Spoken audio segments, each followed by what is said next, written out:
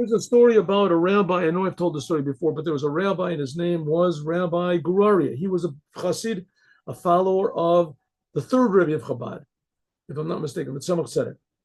And once he was sitting together he was a rich man, he was a big businessman. And once he was sitting together with with a group of other rich businessmen from other types of Hasidim. They also followed their great rabbis. And each one told about big miracles that their rabbi did for them. One of them said that my rabbi told me that I should sell all of my factories, move out of all of my factories, even though they were doing very well. But I listened to my rabbis. I moved out everything I had, all the machinery and everything, and the factories all burned down the next day. Lightning struck them.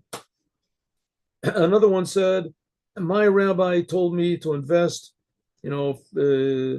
$50,000 in some, useless thing, and I did it, and it all overnight was a tremendous demand, and I made millions of dollars. Another person said, my rabbi told me that I should go to such and such a town, and when I went there, I fell down and broke my leg, and that was the only town where there was a doctor that he could help me.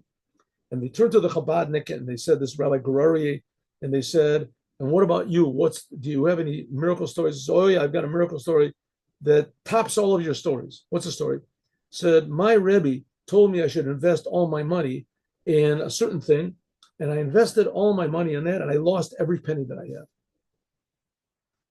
So they said, okay, but then what? He said, that's the story. So what type of a miracle is that? He says, the miracle is that I still remained a follower of my rabbi. I still trust what my rabbi said. Okay, now you can ask a big question about this, and I have my explanation, which might be the only explanation. I mean, what type of a fool is that? I mean, he lost all of his money. The rabbi told him to do something, and he did it, and he only lost.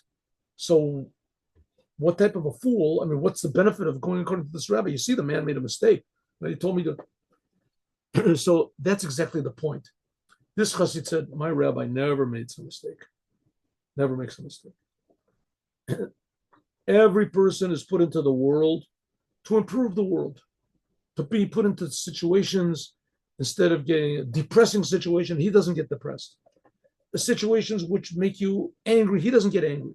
He thinks about God. God is doing everything. God is controlling everything. Situations where you might have a big lust for something to desire and you hold back. You say, I'm not going to do it. But that's called purifying the world.